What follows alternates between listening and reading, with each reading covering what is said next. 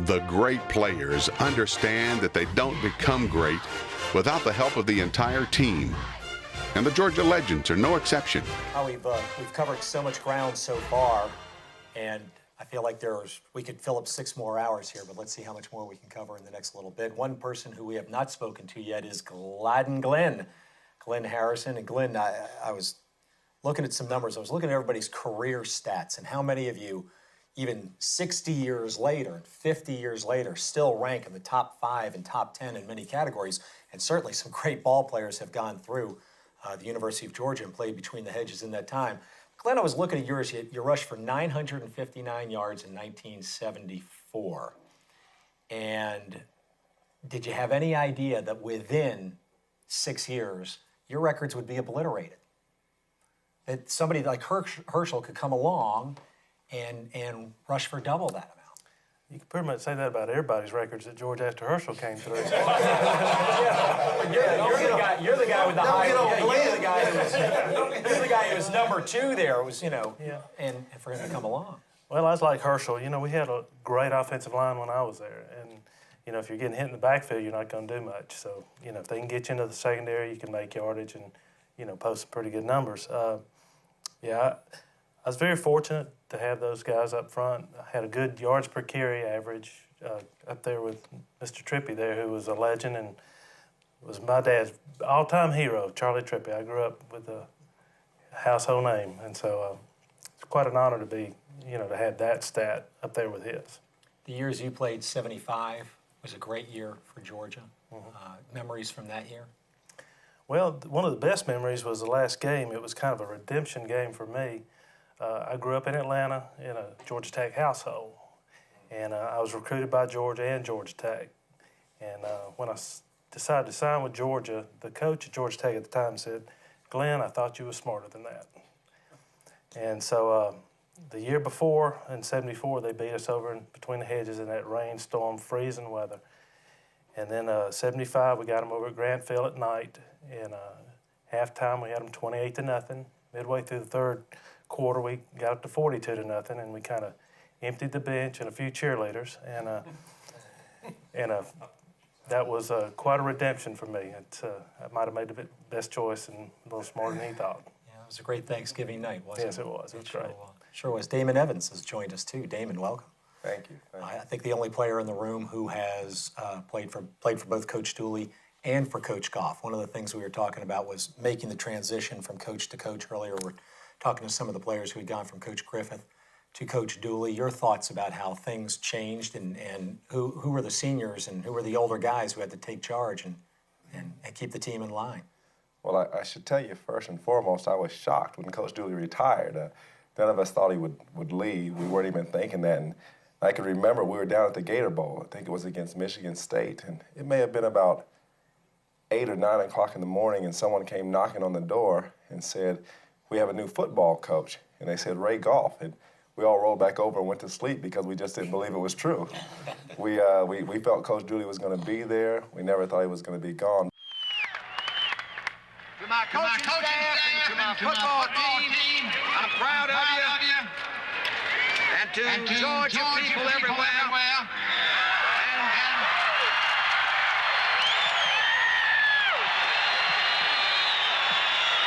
proud of you. And to the city of Jacksonville and this great sports city, I'm proud to end my career here in Jacksonville. It was a very interesting transition because, as probably many people in here have said, when Vince Dooley comes calling, I can remember him sitting in my living room and saying he wanted me to come to the University of Georgia. There was nothing else that I could think of but Georgia, and that's all I focused on. And many people said, "Why, as a receiver, would you go to the University of Georgia? Because they don't throw the football." I said, "Coach Dooley can convince you to do almost anything." But the transition was quite different. We went to more of a passing team, or a so-called passing team. We had some great senior leadership at that time. Under Coach Dooley, that year I was redshirted, but the Tim Worleys of the world and people of that nature were great players to be around. And you look at the John Brantleys and Goldberg, who's now a wrestler. So those were some of the people there, and Scott Adams. They're just great men. Let's jump back about 50 years before that. Only one person in the room, unless I'm mistaken, only one person in the room ever played in a Rose Bowl. Is that correct, Mr. Trippi? The Rose Bowl back in 1942. Can you share some? Anyone that played in the Rose Bowl. Can you share some memories of the Rose Bowl? I think if anybody had an opportunity, I think the one game you really want to play in would be the Rose Bowl. The Rose Bowl has a certain mystique about it that it stays with you the rest of your life, really. When you step on the Rose Bowl field, the adrenaline works a certain pitch that you can't wait to start the football game. Of course, the game meant a great deal to Georgia at that time. But the funny thing about the Rose Bowl game was, when I was growing up as a young boy, I would listen to the Rose Bowl game and listen to Bill Stern used to narrate the game.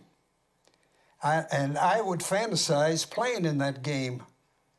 And it so happened that I did get to play in that game. But the funny thing leading up to the game was, see, I was playing in the backfield with Frank Sinkwich. And Frank was a great football player. From tackle to tackle, I've never seen anybody get to the line of scrimmage as fast as he could get there. And of course, the day before the game, Coach Butts pulls me aside and he says, "Charlie, you're going to have to go all the way." Well, of course, I was a little apprehensive at that stage and kind of scared in a way. Really, here it is, the Rose Bowl game. Here I am, a sophomore, and I'm going to play the whole damn game. I can't visualize myself in that position at that particular time. But as it so happened, I did play 58 minutes of that football game.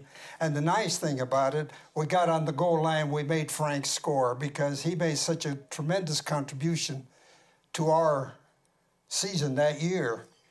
But the funny thing, when we were out there, we were well entertained. Paramount Studio had a big luncheon for us, and all the movie stars were there, like Bob Hope, Robert Young, Susan Hayward, Ann Miller. You just name all the big stars. And I sat between two, each football player sat between two movie stars. And that was really a big thrill for me. But still, I played in a lot of bowl games. I played in a lot of all-star games and bowl games and everything. But I could always relate to the Rose Bowl as saying it's the greatest thrill I ever got out of football. Thank you. Wow, that's fantastic.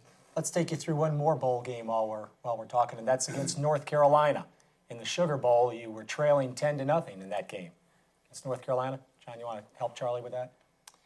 Well, Charlie said the Rose Bowl was the #1 game that he remembers. The Sugar Bowl would be mine because in that game, it was two great teams that were very equally matched.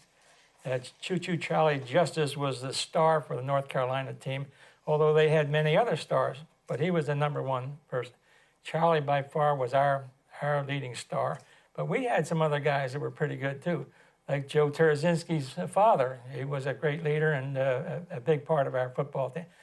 Both teams had great football players, and the coaching staff, Carl Snavely was coach for North Carolina, and Coach Butts with their staff and everything. The whole thing was that we had to stop Charlie Justice, and for them, they had to stop Charlie Trippi. And they did a great job in doing it. But I want to say one thing about Charlie. Charlie was the most unselfish football player I ever saw. Whatever you asked him to do, he would do it. And so, there were a little bit of Coach Butts' ingenuity and a little bit of my ingenuity too, is it was easy to see that North Carolina was going to take Charlie away from the game. That wherever Charlie went, they were yelling, "He's over here, he's over here." So I scored 2 touchdowns in that game, but it was because of Charlie Trippi, and here's why. We get down to about the 4-yard line, North Carolina's 4-yard line. Charlie was very instrumental in the drive going down there. When we get down there, we come out of the huddle, and there they are saying, "He's over here, he's over here." So we don't gain anything on the first play. I gave the ball to Charlie. Don't get, so back in the huddle, and I figure Charlie's got to be the guy to score. But if they're going to overload the defense to him, we got to try something else. So I called Charlie again on the 22 play. Was a straight dive play going in there. We line up, and now the linebacker shift over there. Oh, yelling, he's over here, he's over here. I said, God, I should have gone the other way. I should have gone. And really, I didn't plan this. But subconsciously, I took the snap, and I just fell forward to the right, and I fell into the end zone. Oh, over there. So I got credit for the touchdown, but it should have been his. Then, late in the ball game, it was in the fourth quarter, and we started a drive down into their territory.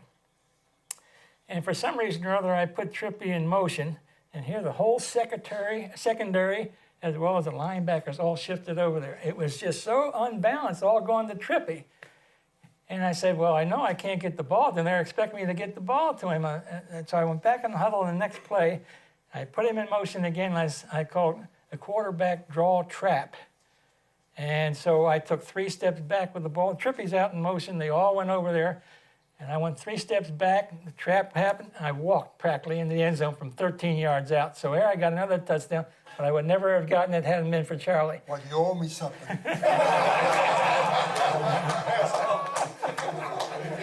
So that was one of my finest hours there, but it was all because of an unselfish football player. I made him a star, and this is the first time he's ever thanked me. You know, Coach Butts had a rule that nobody spoke in the offensive huddle but the quarterback. That's right. This is Charlie. When there'd be a timeout, I'd go around and I'd ask some of the linemen, what's going on up there. Ask Charlie, if you have it. The only thing he ever said when I asked him, he says, throw the ball. Throw the ball. He's probably tired of running. He's probably out of wind or something like that. But he was a great guy to play with. Charlie's on the all-time Rose Bowl team, but he started his career as a center. But if you were giving out scholarships for all the things he did, punting, offense, defense, punt returning, it'd take 4 scholarships today for what Charlie Trippy did in his career. Right, John? That's correct. Somebody has voted him as the best all-around football player to ever have played the game. And I played 2 years with him, and I vote for that wholeheartedly. He is the best at everything you can do. I rate Michael Jordan in basketball for the Chicago Bulls. He was that way too. Give him the ball, and he'll do it. But he would let the other guys have their chance, He would set them up, and Charlie was that way. He wanted you to succeed as part of the team. He wanted to, do whatever it took to win. And Charlie was that way. And it's been a great privilege for me. I want to say this about the recruiting. I heard how people were recruited and things like that. And I want to tell you how I was recruited. I really wasn't recruited. Some alumnus sent my basketball coach a train ticket for me to go to Georgia. Because my basketball coach convinced him that I could possibly play college football. Now, I wasn't being recruited by anybody because I wasn't on any all-star teams or I wasn't in the computer as you have them today, and I wasn't no parade All-American or anything like that. I liked playing team sports. And so anyway, I took this train ticket, went down to Georgia, and Coach Butts happened to take a liking to me, and next thing I know, I'm on a scholarship, and I felt so comfortable being at Georgia. I just felt like these people like me, and I like them, and so I stayed there, and through Coach Butts' effort, for some reason or other, I don't know what he saw in me, but he gave me the reins to coaches or to quarterback his football team, and I had a chance to start 45 games over 4 years there, which another thing I'm very proud of, to be part of the Georgia tradition. Then you went on to an extremely successful coaching career. Coach Butts' tentacles extending into the Super Bowl, not just through you, but through coaches who ended up coaching other players we have here. 1967, you were the... Yes, with the Oakland Raiders, and we did go to the Super Bowl and played the Green Bay Packers there. And Zeke sits up. We were coming to you. And I'm not sure everybody in the room knows who your assistants were. A couple of your assistants were on that 67 coaching staff. I hired John Madden out of the San Diego State University as a linebacker coach. And he served with me for 2 years. And when I left, then I recommended him for the head coaching job. And 3 months later, Al Davis gave him the job there. And he just has gone fantastic. I also hired Bill Walsh as a offensive backfield coach. And 5 or 6 years later, he's head of the 49ers. And the two of them had great careers. And one big mistake I made on both of those guys is I should have listened to them more, because it would have made me a lot better if I had listened to them. Well, I had a conversation with Bill Walsh. The West Coast offense said it all began with John Rouch with the Oakland Raiders. And that's a fine tribute, which means it dates back to Coach Butts' passing genius at Georgia. Well, that's true. Coach Butts' passing in 1944, when he went into the T formation. He envisioned the T formation and all the things he could do from it, the man in motion and all the split receivers and all that, was going to be the type of football that was entertaining to the public. And he and a few others were the ones that started on that thing. Now, when we would have our spring practice, he would lecture every day. We never had a notebook. All I had was a stenographer's book, and I'd jot down so much of what he said.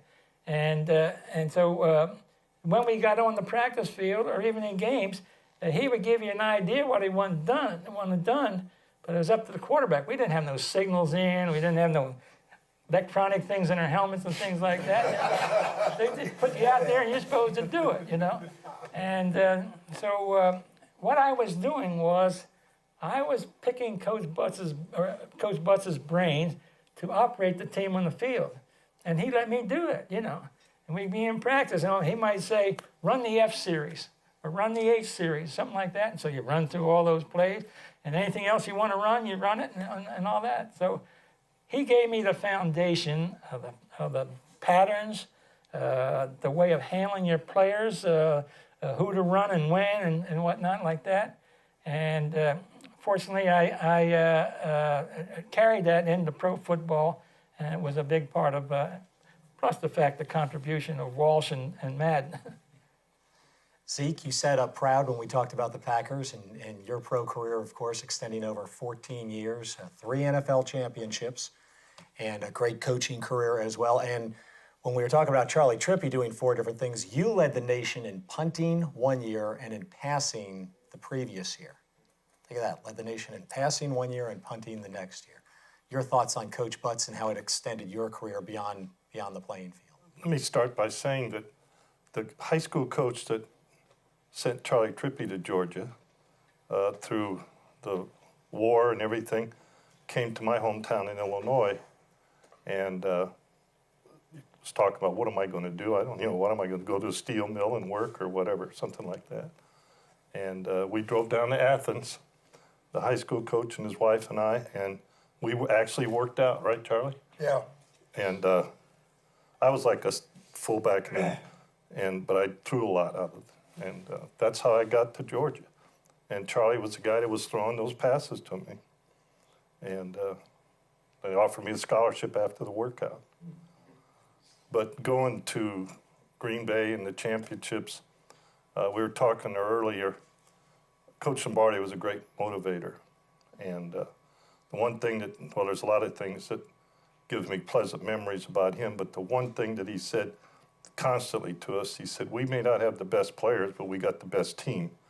And I thought that was really important, and we did. We had a group of people that to this day are very close.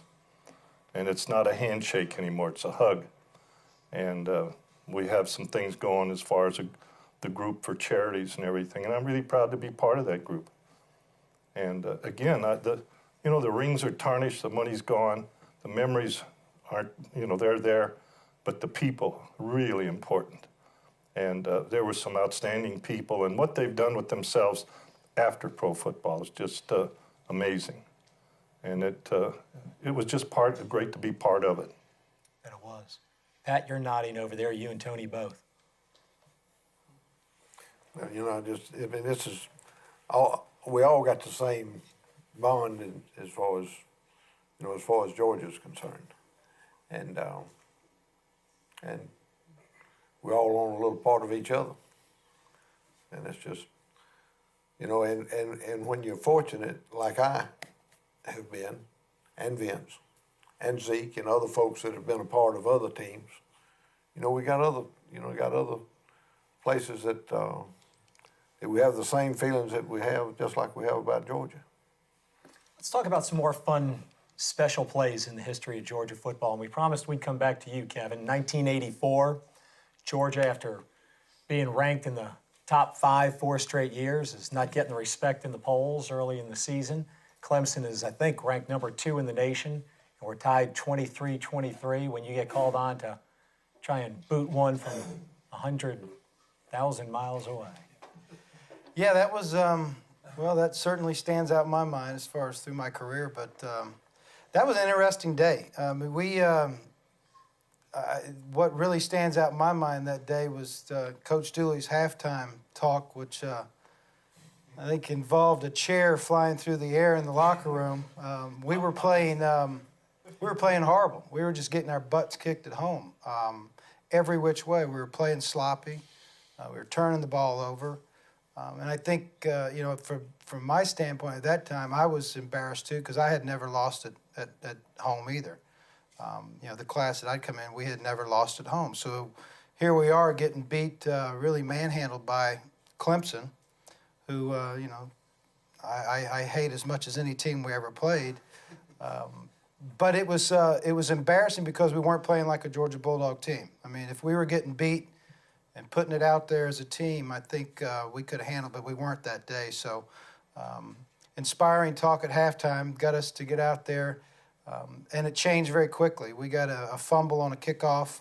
We're able to capitalize on that, get ourselves back into the game, and we really fought and fought hard that day. We were not as good of a team, probably man-to-man on paper as Clemson was coming into that game, but we reached down, and that team probably showed a lot that day. And it did come down to having an opportunity at the end of the game. And as Coach said, I was probably up near him walking back and forth, ready to do that. But it was something that I was confident in. Coach Hartman, who really made me the kicker I was at Georgia and working with me and getting my confidence level up and the consistency there. I think him and myself were maybe the only 2 people that were very confident at that time. I know Coach Dooley had confidence in me to send me out there, but we hit it. It was a good kick. I knew it was good when it pretty much left my foot. Holding it on our own 49 and a half. Going to try to kick it 60 yards plus a foot and a half. And Butler kicked a long one. Oh, my God! Oh, my God!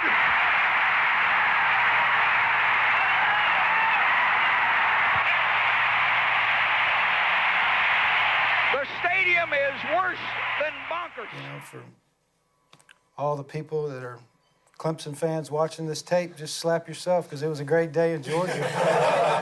A day that will live in infamy. Terry Hoag, 1983. Actually, it was January 2nd, 1984, in the Cotton Bowl. Remember that day well? Yeah, pretty well. Yeah. Tell us a little bit about that day and Texas coming in number 2 and undefeated. You guys talked about playing in the Rose Bowl and Sugar Bowl. And the Sugar Bowls that I played in were all wonderful because it meant something to me. But when we went back in my senior year and played in the Cotton Bowl, I was going home because I was from Texas.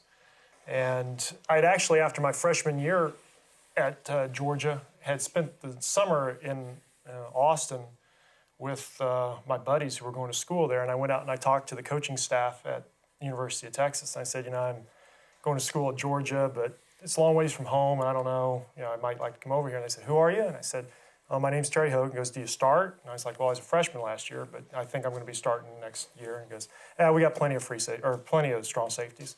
So I was like, okay. So went back to Georgia, and God, had a lot of fun.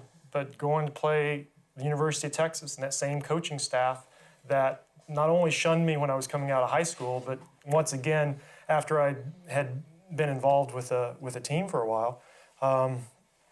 Just was a very satisfying experience to go in and play decently. I didn't have a great game. I played decently, but to see guys rise up and guys like John Lastinger have the opportunity to go into Georgia folklore. I mean, I was so happy for him, and I was very proud of the whole team because Texas thought that they were going to walk all over us. Oh, they did. Guy, I remember after the game, you holding court outside. That was a cold day in Dallas. You held the linebacker? No, that's a heel block. He was holding. Heel block. I didn't get caught.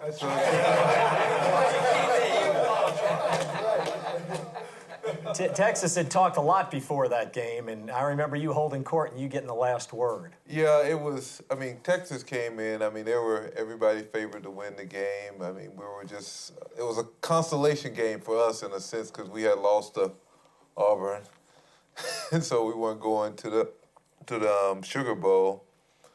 But we still had something to prove. I mean, we still had that last game, and we didn't want to go out losing. And, Texas had all the All-Americans, all the All-American secondary. I mean, they had everything that they could want. And it was cold. I mean, that was one of the coldest practices that I ever had. The whole week down there was just cold and kind of miserable. But we know when we got to that game, we wanted to win. And it just came down to that. And, I mean, they played man defense in the secondary. So all the linebackers and everything was tight up to the line. I mean, it was just one of those times where you react and you do what you have to do. And we had a chance, and he got a little too close to me. That's a great heel block. Yeah, and that was the problem. But John made a great run. I mean, he made a great run. He could have stumbled and fell, but he did, and he got into the end zone. And it was just one of those things. I mean, we fought them. We fought them through the whole game because they thought that they were going to come in there and they were just going to run over this team, And the fact that we were around at that point in the game and still alive. Still they had alive 3 quarters to put us away early, and they didn't do it. They gave us that last. It's funny. I was at that game, and I was up, and it was strange. I was up there with Earl Campbell. You were probably in a box by then, weren't you? You were in a box by then, weren't you? I was in a box. I was up there in Earl's box. But it was strange because before the game, it was weird. He talked so much. And Zeke and I was talking about earlier, I don't bet at anything. And he wanted to bet because they thought they were going to win the game. I reckon he was making all the big money because he wanted to put up some big, and I wouldn't bet him. And it was strange. Before John scored, he left the box. So I don't even think he knew that Texas lost the game probably until he was in his car. But I did, and I remember that's junkyard football. The one thing that I remember, which was satisfying, is we kept somebody from winning the national championship, and a year earlier we were in that situation playing against Penn State when we were ranked number 1. And had Texas up and beat us, the way it fell, they might have eventually won the national championship that year. We probably wouldn't have won the game with Coach Dooley. I'll never forget it. If you remember, it was on 3rd down, Charlie. We ran the trick play, and it didn't work. And, and I said, this is it. If this doesn't work, we don't have a chance. It comes 4th down. And we're all thinking, we got to go for it. Coach Dooley, in his wisdom that he had, hell no, we're going to punt the football. And everybody's going, gee whiz. Hell. But his consistency and his belief in what and his knowledge was the right thing. And he fumbled. And they fumbled. And the guy's name was Jitter, so we knew we had a chance of it. But, there was no way possible we could have driven the ball and scored on Texas or thrown it. We couldn't do it. But by kicking it and them fumbling, then we had a chance to score from the 10-yard line. They didn't punt either. No, they did not put their punt return guy in. They dropped the safety back, and he had never caught a punt, and he fumbled, and of course the rest of it. But it was a decision by Coach Dooley. Really, they had, I think, probably about 10 people that were drafted. Oh, yeah. Their whole defensive team was probably the best we've ever seen. Coach Dooley addressed the call that won the game. George Hafner said, run it. You said, throw it, right? Coach said throw Well, I He thought we said needed to throw throw it. it. Pat almost fell out of his chair on that one. I got that story wrong. That's what George says. Wow. Let me- Let's let me- give Gary Moss hey. his props. Let me tell you something about the two teams. We played both of them.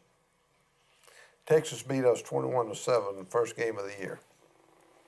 If the game had lasted 10 more minutes, we'd have beat them. Because they had just absolutely quit in the fourth quarter, but they had too big a we down too far. We played Georgia in Athens. If the game had lasted 10 more minutes, we'd have got our ass beat. Because Georgia scored late in the game. Coming back. And we're coming back, and time just run out on them. Now, that was the difference in the character of the two football teams, and one lost and one won. But that's the reason Georgia beat Texas in the Cotton Bowl. Not because they had better players, but because they had a better team and more of what that guy over there's got and the rest of you got. I think that was one of the mindsets of our teams back then, and Coach Dooley always instilled it, as long as all the other coaches. If we were playing a team that was close and they made a mistake, we knew we were going to capitalize on it. And that was one way that we won a lot of games that way. We were in tight games, but we would not beat ourselves. And I think that, again, goes back to the discipline and knowing what you have to do to make your team successful. And that's something that, I remember that feeling when they fumbled. We knew we had them right there, and we knew we were going to put it away at that point because, just like Guy said, they had their chances, and we kept them from taking advantage of it. And when we had our chance, those teams that we were on through those years always took advantage of opportunities when they came. 1965, back-to-back big wins. Why don't you tell us about Alabama first? Well, Pat Mike can tell you about that. I thought he I can tell you the That first was on the game other that side. I ever attended as a football coach. Coaching at Alabama, walking into Sanford Stadium where I played. I can't describe the feeling. It was absolutely weird. Everybody, you walk through the stands, and I was in the press box calling your name, and Alabama was ranked, I think, number 1 in the nation. We go in there cocky, and get beat, and the play at the end of the game won. Alabama came back. We missed a field goal at the end, and one of the things that I learned from Coach Bryant in that ball game was that Sports Illustrated called him on Monday. We were in a staff meeting. He said, "We got the sequence of plays here. This is what happened." Coach Bryant had to tell that son of a bitch, I don't want to talk to him. Said, "They won the game, it's over with, and we're getting ready to play Vanderbilt." and that was what he said. And That's what he meant. I agree with Coach Bryant. Yeah, so I was going to say, Scott came clean on the bore, so you want to talk about your knees? It's I kind of like Theron. It's one play that they were smart enough to give me 10 yards of, and Bob Taylor 73 yards of it, and knowing that I couldn't run. But I've just, I've spent a day here. I'm just going to digress and just say, there's so many traditions. I had a tradition of my grandfather played at Georgia, and matter of fact, he and Johnny were the only 4-letter athletes. University of Georgia. It may have been maybe another one now, but I don't know. And my dad played there, and so. Johnny, are you that old? You played with somebody's great grandfather? No, he didn't play. They were just the first. My granddad was the first 4-letter athlete, and Johnny became the second one there. And so, I think the Alabama game. We go back to Coach's first year in '64, and I felt for Lindsey up there, receivers at Georgia. I led the Southeastern Conference in pass receiving, and Coach came in my junior year. I caught 4 passes, whether I needed to or not. That was an extra. We had 2 footballs, and one of them had air in it, And I remember in spring practice, we knew we were in trouble because you'd line up for a goal line drill. Scrimmage, you'd finish up on the goal line, and so I'd split out. Nobody would cuff me. Irk Russell would leave 11 in there in the box. They'd flip one out, and he said, "Okay, that doesn't count. You're still going to run it in." So that was kind of the mentality. And I remember we went to Florida, and I think we threw 2 passes down there in the game. We beat them in Jacksonville, and the only one who completed was to them. We ran the ball the whole game. And so we'd kind of gone through Coach's first season, and we beat Tech at the end of the season, went out, and we got to go to the Sun Bowl and play Texas Tech, Donnie Anderson, and I think we'd kill them like 7-6 or something. But it was, you'd have thought it was the Rose Bowl or the Cotton Bowl. I mean, Georgia had had some lean years since Pat and them had finished in '59. And so we opened with Alabama. And, of course, Namath had been there the first previous, my sophomore, John's and George's and my sophomore and junior year, and they'd beat us, I think, 33-0 and 31-3 in Coach's first game. And, I never forget, again, our junior year, my junior year, the year before, we came back after that game, and they didn't lose faith in us. They said, we have a good football team, and we did some changes, and I think we won Vanderbilt.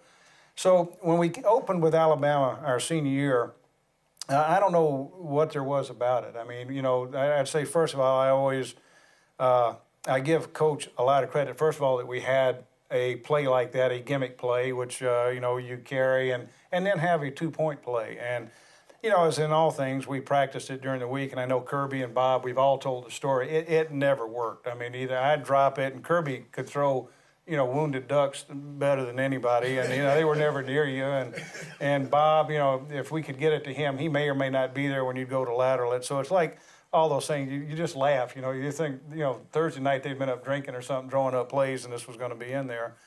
And sure enough, Georgia had scored a touchdown, and our defense had played well, and Steve Sloan was one of my really close friends who was their quarterback who had replaced Namath, and it had just been one of those days. We had fought hard and held the lead all day long, and and all of a sudden Alabama took the lead late in the game, and we were down, and let me interrupt you 1 second because we need to give credit behind to George. Yes, Smaha hits Sloan, and the ball goes up in the air, and General George catches it and goes down about. Then you made me go down on the kickoff. I like to die. 65 yards. Yeah, I didn't want you to get carried away with it.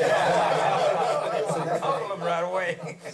Was it 65, George? It was 56. 56, and exactly. It was a long 56. It was. And then everybody jumps on your back when you get down there and you can't breathe. It was 110 degrees at least on the field that day. I weighed 210, and the time that game was over, I weighed 195, I think it was. And when Pat and Bob and Kirby did that play against Alabama, I'd been, we have a month prior to that game to 2-a-days and regular practice. I'd never seen it. I was sitting over on the bench sucking wind, as you normally do when you come off, and I hear the crowd just go nuts, and I said, what's going on? And I saw him lateral it back to Bob Taylor, and I couldn't believe it. I just couldn't believe it. It was a wonderful call. It made my hometown of Alabama sit up and take notice of Georgia. I was proud to be part of it. I think just going back, Coach, you can confirm this, and maybe we tried to play earlier in the game. We called it, hit Paul Crean right in the middle of the chest with it, their linebacker, and it never did, it didn't develop, so it didn't really show. So, Kirby comes in, and that's all we called it was flea flicker. That was the name of the play, and everybody knew where to line up and what to do. And so, we went out, and so you're just trying to run a curl and get open. I wasn't that fast to get open anyway, and, things just worked out. And, of course, I went down on the ground, and then you started hearing all the roaring. And to me, it wasn't really that part of the play. I think the thing I really learned, and I think it made such a difference to me and about Coach is, now we had a decision. I mean, here's a second-year coach at the University of Georgia, great traditions. Now, we tie the game. That's a moral victory for Georgia. Unfortunately for Pat now. I mean, here the defending national champions for a couple of years. We win. That's something in the bank. I mean, that's, or do you roll all the marbles and try to win it? I remember, we stood out on the field because you didn't substitute, for the kick teams. And Kirby went to the sideline, and he wasn't over there, I don't think, 45 seconds. And he came back in, and there was no doubt, we were going for it. We were going for the 2-point play, and, and we were fortunate enough, and Kirby just said, get open in the back. Now, that meant a lot. We just flood a zone. It was one of the original 2-point plays. And so it just kind of wobbled through everybody. And to me, I think that was a start. I mean, we weren't a great team, and we went out, and I think one of the fun games, we beat Michigan that year, which was probably one of our big wins. But, it started something, with Coach Dooley that said, this guy's different. This is, this man has the heart and the things that you need, the disciplines, and, the nation kind of all of a sudden, Georgia, probably the first big game we had won at Georgia, in a while. And I think that that's a credit to Coach and his staff for preparing us. And, I got to be a little bit a part of infamous history. And, and I've loved it ever since. I mean, I can go in today and my son will sit there with me and, they play the new thing they play where they introduce the players. And then there's this real quick black and white clip that runs by and said, "That's you, Dad." I said, "Great." Well, I get the question all the time, was Pat's knee on the ground? And the answer is yes. But you didn't mean to do it, did you? People, I would say this, you called me in the next day, you said, I got called in the office on Sunday. I said, well, hell, I didn't do anything bad last night. And Coach said, Pat, there's going to be a little controversy about this play. And I said, fine, because, I didn't think about it. I just went and did what I had to do. And I really do, to this day, there's a picture from the Alabama bench where my knees are back up off the ground. The ball's on the way back out to Bob, and I've got the original at home. I don't think I've ever brought it out, but my knees are off the ground, and they were flat. But I do remember when the ball was back inside, it hit my hands and bounced up. And when I threw it to Bob, my hands were on top of it. So it did bounce and come up. And, I chased it back up off the ground, got it, and flipped. And I flipped, the hands are out over the top of it. And I've learned, after years of coaching, that the officials win some and lose some, and that was our day, and they called it, and I don't ever worry about it. Right now, it's 18-17 Georgia over Alabama in 1965. And you went on and won the national championship again that year. Yes, Pat. did. Yes. Yeah, because it was 2 years in a row that Alabama was national champions. Well, Coach, tell them what Bud Wilkinson, who did the game for NBC, told you when you were trying to make up your mind about the 2 point. Tell me.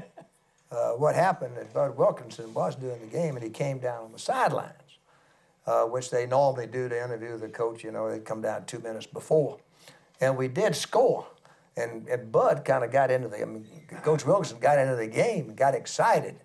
And then I said, and besides that, we're going for 2. He says, you got to. I thought he said, we've got to. We got to. Yeah, we got to.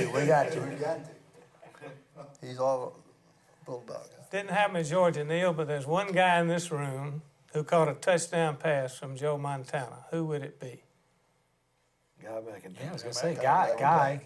Or were you tackle eligible or something? No, I actually lined up at tight end.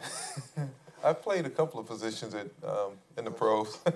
Played in the fullback against. He started off as a tight end. Yeah, I started. Well, that's another story. The whole guy was so versatile that we put him at about every position. It's one that didn't frustrate. He could play tight end, he could play defensive end, he could play offensive tackle, and he tried every one of them, and he got frustrated. It was kind of a good lesson of how you can frustrate a player without finally getting him in a position and letting him go. And he never did settle in. Finally, we got him at offensive tackle, and he was great. But he was a great tight end, great defensive player, any position. Well, I went down to watch him in a recruiting trip when he was in high school, and he returned kickoffs. So I figured if he was a tight end that could return kickoffs, he should be a player for us. Yeah, but I love playing tight end because that's all they would let me play. They didn't let us play both ways back then. I would have rather be a defensive player, and I thought I was going to be a defensive player. I finally, when you switched me over in my freshman year, I thought I was going to be a defensive player, and I loved it playing defense. And then I got the call up to the office again. And that's when the coach told me I wasn't going to be a tight end and I was going to be a lineman. But then I think all the tight ends got hurt going into spring practice. And so I had to move back to this. And I caught about 3 or 4 balls in spring practice. So I said, okay, I'm back at tight end. Yeah, and you block. I think one of the tough things is when you get a great athlete, and I was talking to Bill earlier, is that the offensive coordinator wants them on offense and the defensive coordinator wants them on defense. And eventually the head coach has got to make a decision as to where you go. And it can be tough because they can make great arguments as to, the value to offense or the value to defense. But eventually you got to go ahead and make the decision where you're going to play. And you try to make it in the best interest of the team. But Guy was that way, and Bill was that way. I didn't have to worry about Herschel, about where he was going to be. There wasn't any question about that. But Even George back there was a quarterback when we came, weren't you? Sure was. Fortunately, you were able to see through that. You got to take some snaps, right? Right at the very end. Tell us that story, George. Well, now you gotta have a lead in here. I was a quarterback for 2 years, and then Coach Dooley came. They tried me at the end. I had hands like bricks, couldn't catch the ball. And how about tackle? And I said, that sounds like a great place. I'd rather do that than be a tackling dummy. And like I say, we beat Georgia Tech for 3 years. I looked the other day to see how we'd done against Auburn and Florida those 3 years, and we won the last year. We beat both of them. And, leading up to the Cotton Bowl, which we went to that my senior year, we had one of Coach Dooley's inspirational speeches, and Bill was there.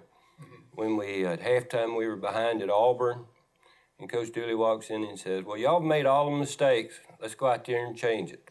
That was our inspirational talk. And we did go out and change it and won that game, which put us in the end in the Cotton Bowl. And we were playing SMU, and Jerry Levias was their star, who's going into the Hall of Fame this year, I believe. Mm-hmm. And we stopped them, fortunately, and they had mentioned me possibly playing quarterback, which I had an arm, I just didn't have any speed. And you can well imagine Coach Dooley he likes fast quarterbacks, people that can move. Well, George didn't have the arm that Clegg had, because Clegg could throw it from end zone to end zone. But George could hunt the seat a good 80 yards. He had a strong arm on him. I remember that in, our junior year?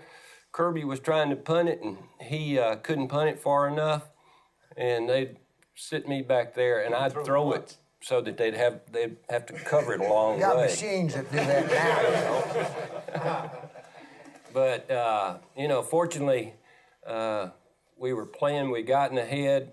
Coach Dooley, when I came off my last series out there, and Coach Dooley said, George, go back in and be a quarterback.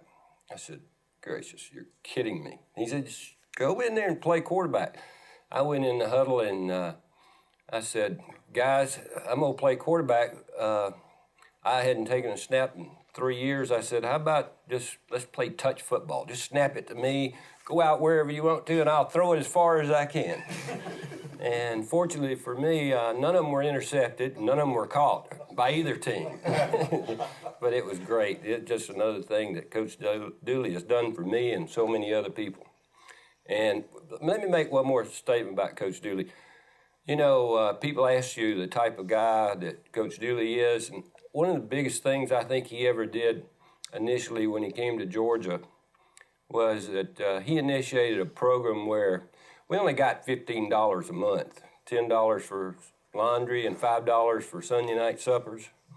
And he made it a written statement that if you cut a class, it costs you $1.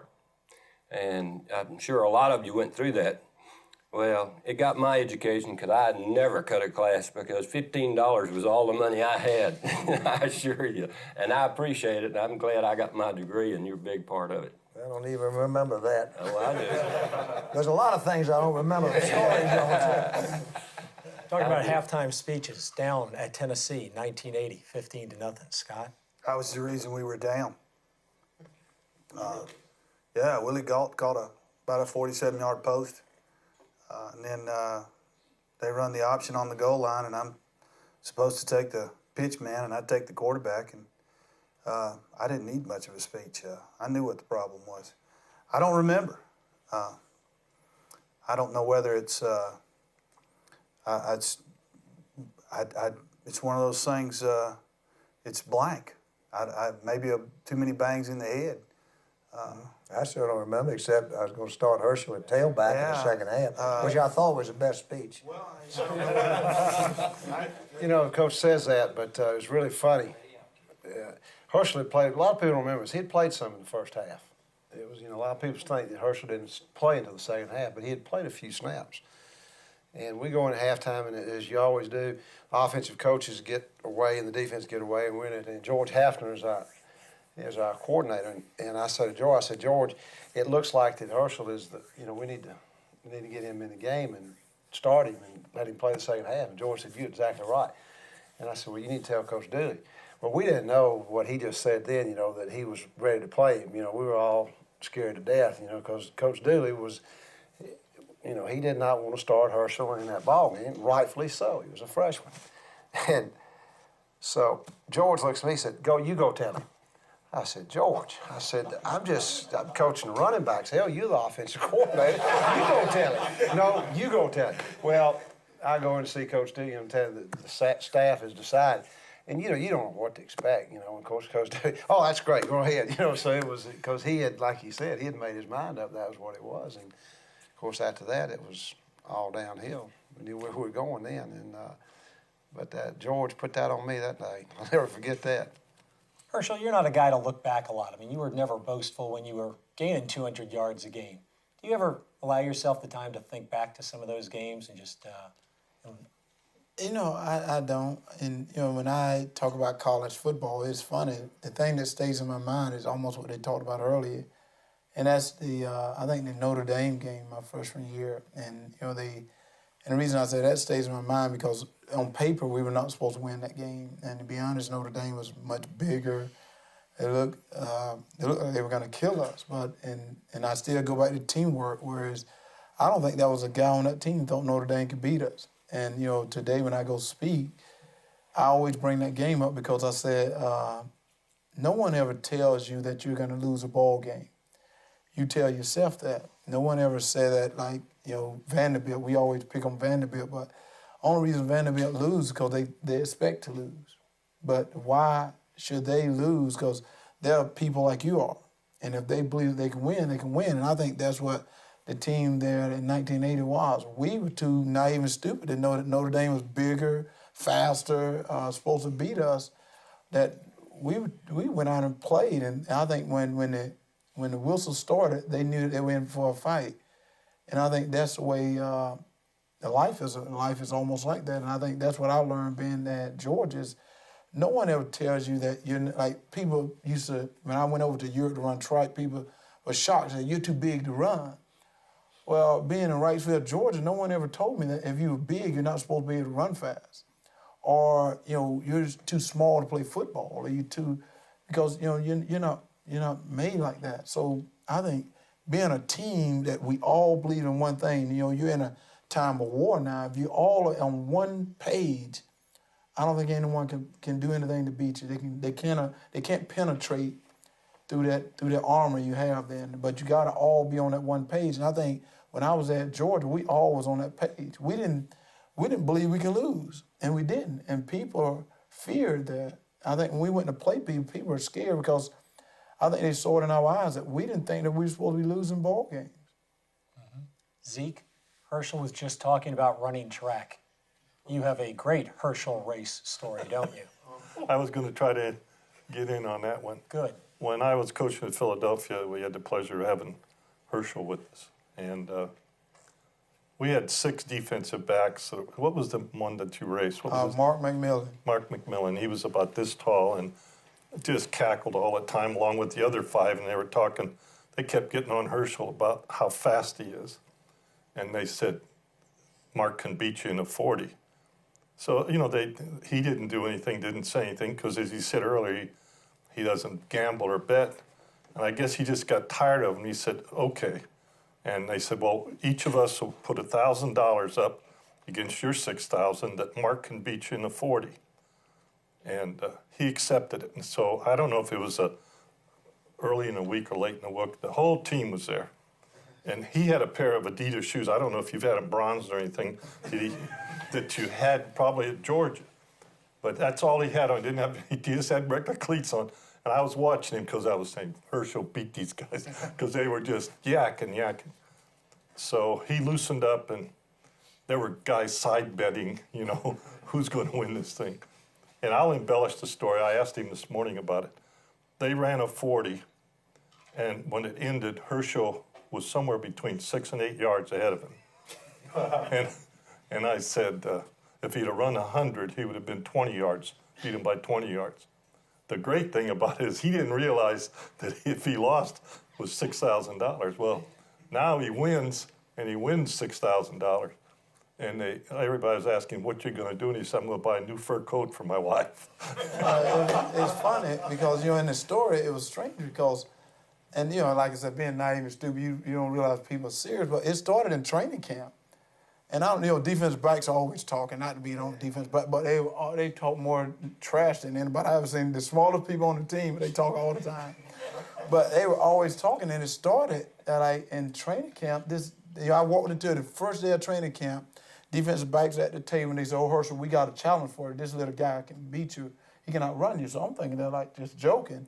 And I laughed, and I looked over at him, and he was a little bitty guy, and I said, Mark, you really think you can beat me? He said, yeah, I think I can get you. So it went on the whole training camp. It was in the season. And they were in the locker room. Andre Waters, who's supposed to be my relative, but I'm not going to claim him, and stuff. And they said, Herschel, you were scared. You won't race. You won't race. And I looked at Mark, and I said, Mark, are you very serious about that? And he jumped up, and he said, yeah, I think I can beat you. And that's when it went back. And I remember my mother saying, that's your problem. You think you can beat me, but I know I can beat you. And I didn't want to be too boastful then, but then everybody went to saying, I bet you this, I bet you that, and I realized they were serious. And I started saying, okay, I'll take you on that bet. And Coach Kotite stopped practice. And early it was stopped practice, they filmed it. And I remember Jane Lofton started the race, and God forgive me, that's when I went into my cocky stage, but I turned to Mark and I said, Mark, I'm going to embarrass you here. I told him, I said, I'm going to embarrass you here. I said, you shouldn't have never stepped up to this. And it's funny because when the race was over, he came up late. He came up after practice, and he said he was sorry. And I told him, hey, Herschel, that's $6,000. When I first went into the NFL, we had linemen making $6,000 to play a whole season. You made it on 40 yards. I got to tell, when Herschel was playing for Dallas and I was playing for Philadelphia, everybody was always giving me a lot of grief. And I got to tell you thank you, because I know that you did it because I played with you at Georgia. He broke off down the sideline, and everybody knew he was going to score. But there's no way I was not going to stop running after him because it would show up on film. So I'm doing my best, and I fall in right behind him, and we're running down the sideline for the last 40 yards, and he's not gaining any ground on me. It's 5 yards, 5 yards, 5 yards on the way down. So we go back to the film, and I said, see, I'm not as slow as you think. Herschel didn't walk away from me. And they all swore up and down that you did it because we played at Georgia. But I know that I was really just as fast as you. You were fast. I saw you coming, so I figured you were not going to catch me. That was no sense. There was no sense in me really putting on the speed. You're right, Herschel. At Philadelphia, I played the USFL when you came out early, and all the coaches, of course, I played with a lot of guys from Penn State who had played against you, and the coaches are coming up and they're going, well, Scott, just how fast is he? And I said, well, Coach, I said, pick the fastest guy you've ever seen on the football field, and he's faster than that. And these guys looking at me going, no. I said, okay, don't believe me. I said, I've seen 1.43 in my life, and he ran it. I mean, that's timed by a bunch of guys, pro scouts coming out there. Actually a little better than that. It was unbelievable. It's interesting that those two guys sitting next to each other shows you another thing about football. And Herschel, at the time he was a senior, everybody knows he was probably the #1 player in the country. And the guy sitting next to him was not anywhere close to being the #1 player in the country in high school. In fact, he didn't have a scholarship to any other Division I school except Georgia. And we signed him late after we had a couple of scholarships left. And we went out to look for somebody a good student that would hang in there and somehow maybe he'd get to play his senior year. And then it's interesting, both of them became consensus All-Americans, Herschel for 3 years and Terry for 2 years, and both on the same class, the most sought-after player in the country and maybe the least sought-after player in the country, and both at the same time, both All-Americans. The truth behind Terry, I was a recruiting coordinator then. We'd been in Wrightsville, Mike and I had been in Wrightsville for about 6 weeks straight. That's heaven. And As you lead into that, you can tell the signing of Herschel because this was Easter. Easter Sunday. And Herschel still hadn't signed, and everybody was, all the attention was on Herschel. And I'd promised my wife that I was going to go with her to Boston with the family to go see her brother. So on Thursday before Easter, she said, "Well, we're going to go." I said, "Barbara, I can't go." She said, "What do you mean you can't go?" I said, "Herschel hadn't signed." She said, "To hell with Herschel." I said, "Yeah, I'm not going."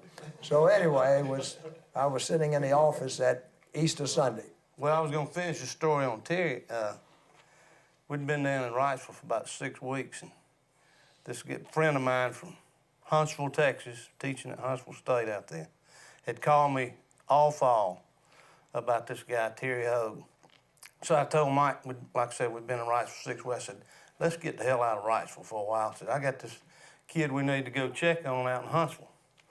So we drive to Atlanta, get on a plane to Houston, drive to Huntsville, look at this film for about 10 minutes, and I turn the switch of the projector off, look over at Mike and said, "Mike, what do you think?" I said, "You see what I see?" He said, "Yeah, we need to offer him." And called you. Bill Lewis went out and looked at him, and we signed you. That was that story. But going back to when you signed, Easter Sunday, Mike is at his wife's over in his wife's family in Atlanta. Bob Newsom called me on the phone and says, he's going to sign today. That's Easter Sunday. I can't find Coach Dooley, and I can't find Mike. Finally get a hold of Mike at his in-laws. I've looked everywhere for Coach Dooley, and I said, well, maybe he's at the office late Sunday afternoon. Go over there, and sure enough, there's his car. I run up the steps to Coliseum, said, Coach, let's go. And he knew what I was talking about. He grabbed up his briefcase, jumps in the back of my car, and back seat, go by and pick up Mike at his house, and here we go to Wrightsville.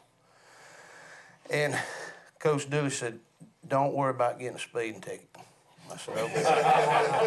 So I had an Oldsmobile, and I'm doing about however fast it run. And I can remember going through Sandersville and going through Tennille, the railroad tracks in Tennille. Well, if you've ever gone across those tracks, it's pretty rough. I hit it about 85. Coach Dooley's, all this stuff wound up on the dashboard of the car. And I looked in the rearview mirror, and his glasses down on his nose, said, keep going, keep going. Pull into downtown Wrightsville, and the Oldsmobile motor blows up. It really did. It caught on fire. But that was getting to Wrightsville to sign A lot of people don't know. You know, I flipped the coin. It's weird because, you know, I was, like I said, naive and stupid. And when you're a teenager, your parents tell you to do something, you got to do the opposite. And, you know, my parents wouldn't really tell me to go. My mother wouldn't. My father always said, you're going to Jordan no matter what. But because they kept saying, you got to go out, I decided, no, I'm not going to go. So I flipped the coin, and it came up that I go to Georgia. But I told them, oh, I'm going to go, and ran outside to play, but I didn't mean it. When I told my parents that, I think they must have called you and called Mr. Newsom and told you because what was weird, I was just joking. But after they called everybody and told them I was going, I wasn't going to tell them I was kidding. So I just said, hey, I go. It's no big deal. It was a big deal. Such great stories of teamwork and overcoming game time obstacles. Coming up, we'll hear the players talk about some of the more colorful characters in Bulldog history.